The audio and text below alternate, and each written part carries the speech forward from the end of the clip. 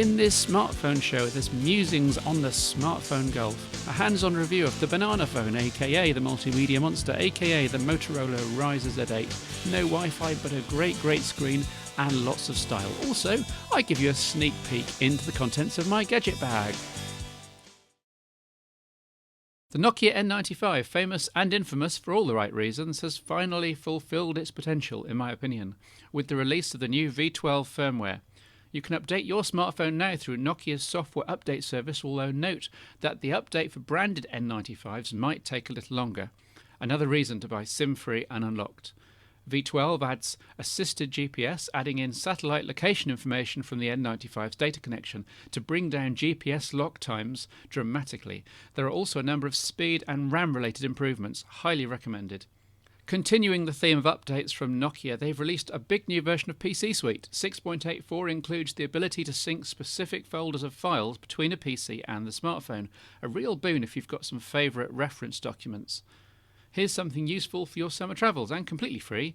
Cool Gorilla have created a freeware talking phrasebook available in half a dozen languages. It runs under Java, so should work with almost every device. How iPACs have changed over the years. This is the new iPAC 514, a candy bar smartphone with Wi-Fi and voice over IP, and a so-so 1.3 megapixel camera. There's no 3G though, and the screen's the appallingly old-fashioned 176 by 220 pixels. Only the price really appeals at £190 unlocked and SIM-free. Expanses are sending over HTC's answer to Apple's iPhone, their Touch, this week. Expect a review of this in Show 38, as well as news of iPhone availability in Europe and when yours truly can get himself a review unit. One of the less worthy aspects of the tech world is the existence of so-called fanboys. People who are so blinkered with their own attachment to a particular platform or device that they can't recognise benefits in any other, and usually resort to being downright rude and annoying in the meantime.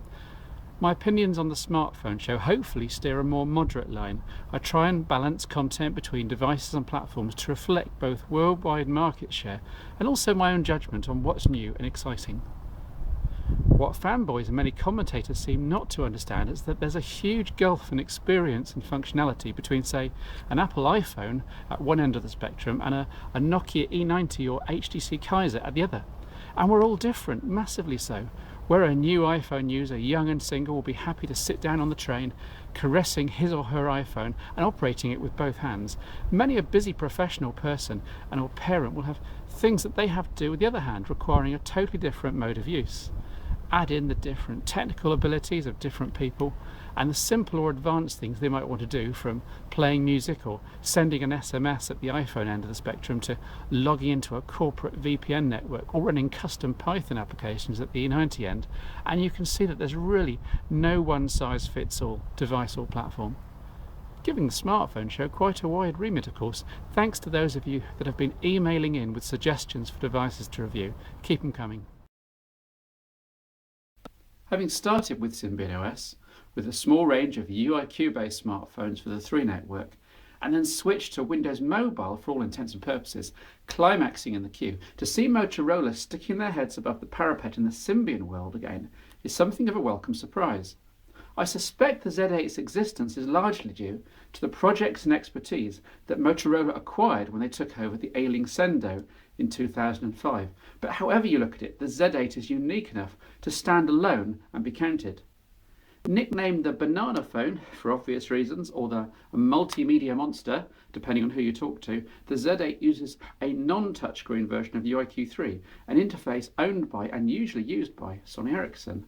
This therefore puts it, and especially bearing in mind the multimedia tag, head-to-head with the notorious Nokia N95, with both having similar size, form factors and ambitions, which is a little unfortunate given the N95's stonkingly high specs.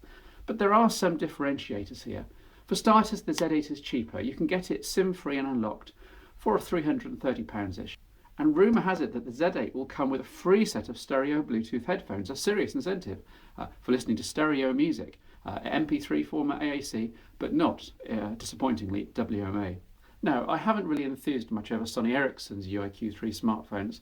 With their lack of a D-pad and their stylus interface, they're just too fiddly. But UIQ3 on the Z8 feels a lot better thought out and should make high street phone buyers feel at home, while also allowing power users to install any existing UIQ3 third-party applications and games. The design and build quality of the Z8 is terrific. A great mix of materials, from rubberized back to mirror panel centre rear, attractive green edging around the slide, D-pad and behind the brake, and a retro speaker grille at the bottom.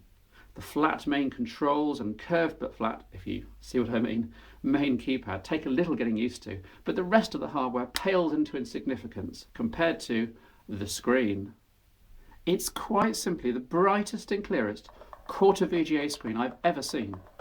Admittedly, it's not the largest at 2.2 inches, but the colours and speed, for example, of video playback here, are stunning indoors and here's a real surprise, also stunning outdoors in sunlight. Why aren't other manufacturers using this screen technology? There's no comparison to the appalling screens on, for example, the Nokia N93i and N76, two recent offenders. The brilliant contrast screen also helps when using the Z8 as a camera, so that you can see what you're shooting even on the brightest of days, although the camera application tries to get in the way by not offering the whole screen as a viewfinder. Its 2 megapixel photos are only average though, with the usual poor camera phone handling of extremes of light, and the video recording, while silky smooth at up to 30 frames a second, has a slightly disappointing QVGA picture size and horribly tinny 8 kHz sound. Still, it's video playback on which the Z8's marketing hangs, and you can't fault it for playing back pre-recorded 3GP or MP4 content, either grabbed from the internet or viewing the bundled Born Identity movie. UIQ3's core applications are slightly more fully featured than the S60 equivalents, with categories for the PIM applications, but sadly with no synchronization of these to Outlook on the desktop. Launcher icons can't be moved, but can be hived off into subfolders. A personal thing, but I don't like the way icons are presented bare, with their text appearing at the top of the screen. It means that looking for an application or control panel setting that you don't use often can take a while.